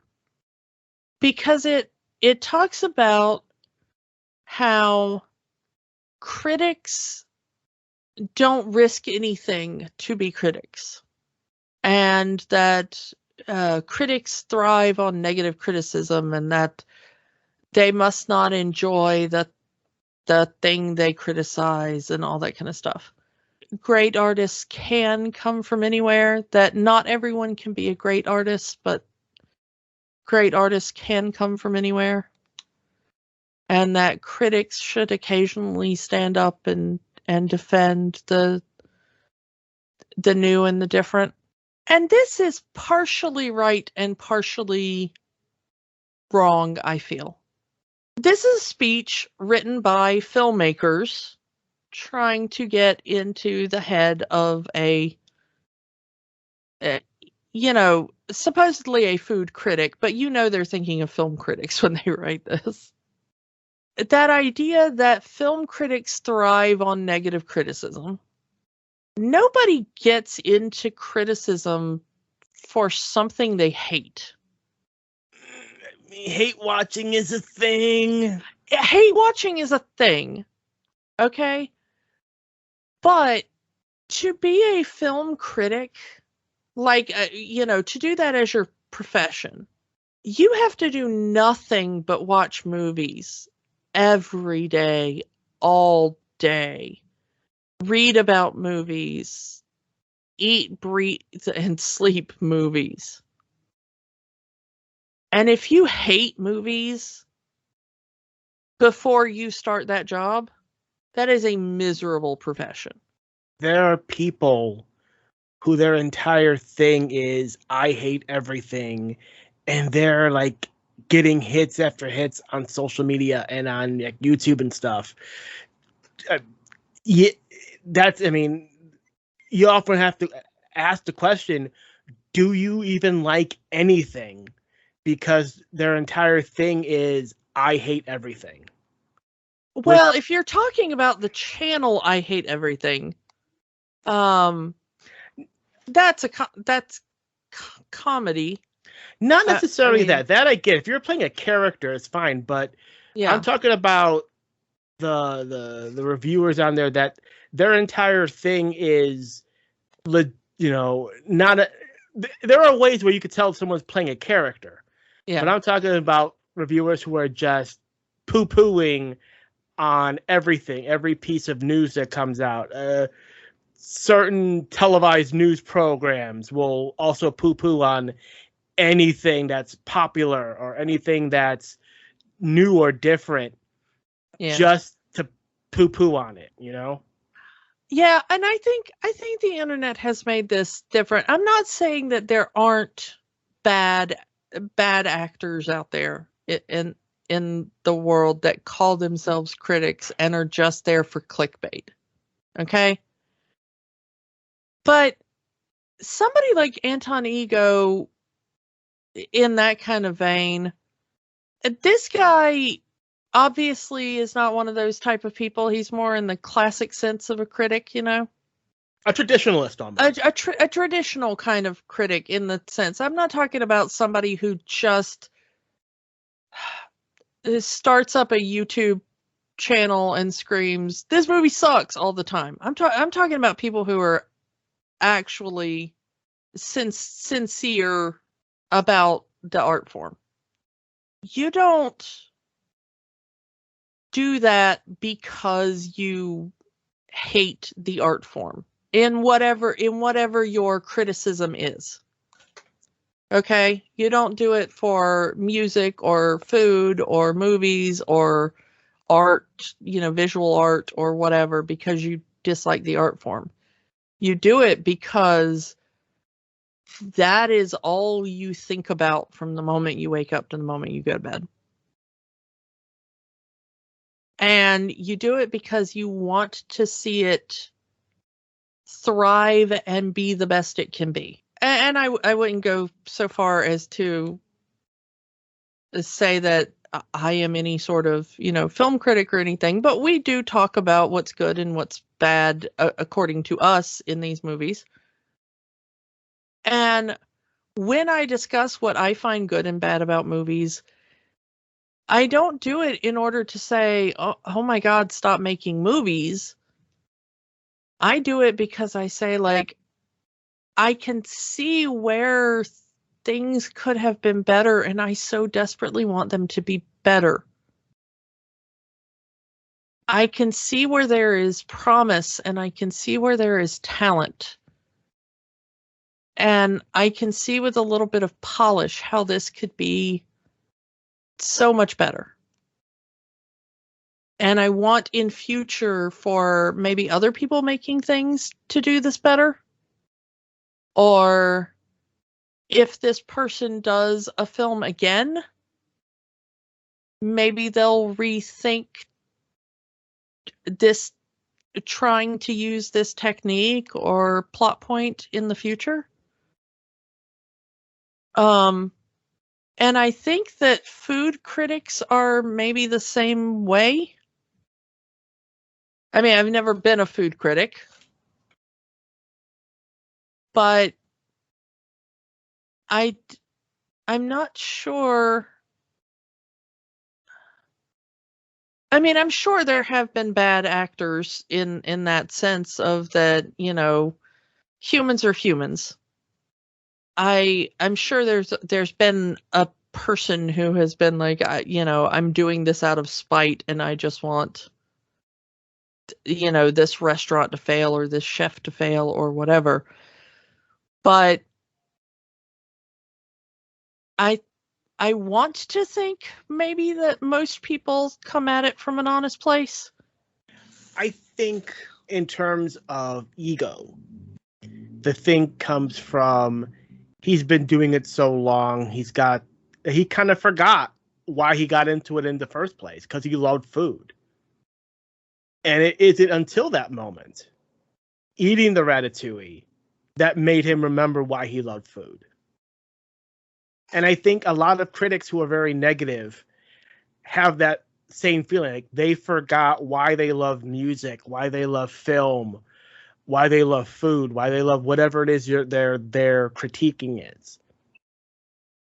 There are a lot of critics now who, at least the ones who are sincere about the art form, who have now said that they're not going to do kind of dunking critiques anymore.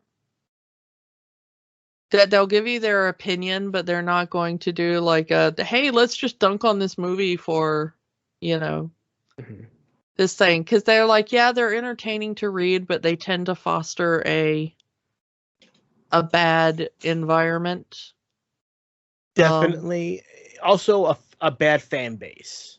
Yeah. Because the more negative skewing critics tend to have a more toxic fan base that everything that they say is somehow gospel.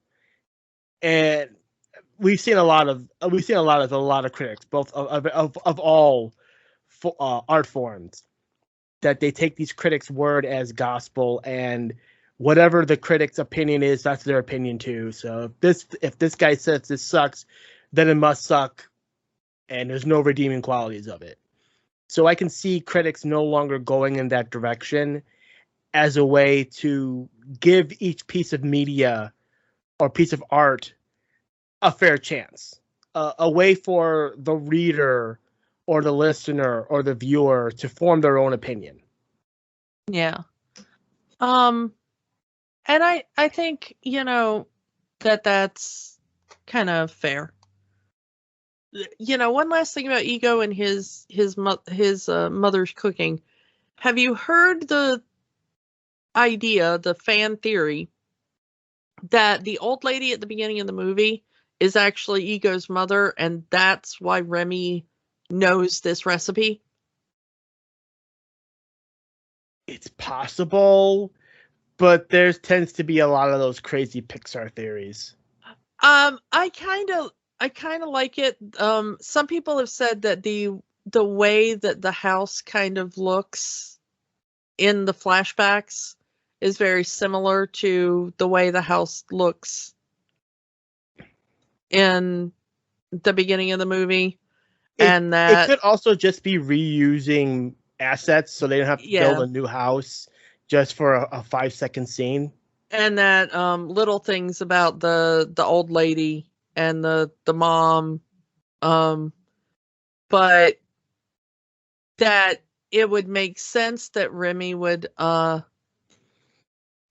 know this dish if that's where he grew up, and that the old lady was making this ratatouille, and Remy grew up smelling it and tasting it in the garbage pile and stuff. Possible. I'm not going to throw out the possibility. Yeah, the movie never makes that connection, but a lot of fans have made that connection themselves. I'm not going to throw out the possibility, but I'm still going to err on the side of it's just them reusing assets so they don't have to build a new house for a 5-second scene. Yeah, but I'm not going to throw out the possibility of it. Yeah, but I think it's a cute idea that those two things could be connected. So, I couldn't find anything official that says like that's the intention, but the fallout of all of this. The fallout of all that is that we do see kind of a wrap up of Remy in kind of a rat bistro And he says, everything doesn't always work out. We were closed down because, well, we had to let the health inspector go, and he did tell everybody about the rats. So Gusto's closed down for good for being full of rats. But Ego invested in a new restaurant. So now they've got La Ratatouille, which is a little bistro that Remy cooks at. Yeah, they've set up the kitchen so that he can get around the kitchen fully. They've got a little secret spot where off to the side where no humans can see, where rats can come and have their own little bistro. Ego is their main investor and visits, and the colony lives nearby, and it's just home there. They don't have to steal anymore. They can just live. And Remy is the cook, and Linguini and Colette are the front face of the bistro, and everybody is happy and healthy and yay. Happily ever after. That's Ratatouille. So let's ask the question, does Ratatouille have the magic? Kiki, this is the first time you've seen this movie. Does this movie have the magic? Yeah, I thought this was a cute little movie. I definitely think it has the magic. So yeah, even now, all these years later, it's still a good movie. It still holds up. It's not a Pixar movie unless it tugs your heartstring. It's definitely there in the flashback to the mother's cooking. At least for me. Yeah, and also a bit there in Remy's desire to be more, and to be more than what his family wants him to be. They play a little less obviously on that heartstring, but it's there. Yeah, if you ever wanted to be more than what you were, you kind of see that in Remy. Following your dreams, even though your own family is telling you it's a waste of time. I think everyone goes through that at least once in their life. So let's move on to next week. Well, Kiki, next week it looks to be a little dangerous. Let's get dangerous. We are going to talk about Darkwing Duck, the terror that flaps in the night. It's an episode that we have wanted to do for a long time. We're going back to the Disney afternoon. Been a while since we talked about the Disney afternoon. And this year marks 30 years of Darkwing Duck, going back to 1991. Oh my God, we're old. Yeah. Anyway, so yeah, join us next week as we talk about Darkwing Duck. And we will talk to you all then. Bye. Bye. Don't let the magic stop here. Join our conversation online on Facebook at Rewatching the Magic. Twitter at Rewatch the Magic. And of course, new episodes every week at rewatchingthemagic.podbean.com. Remember, the magic is for everyone. It only stops if you let it.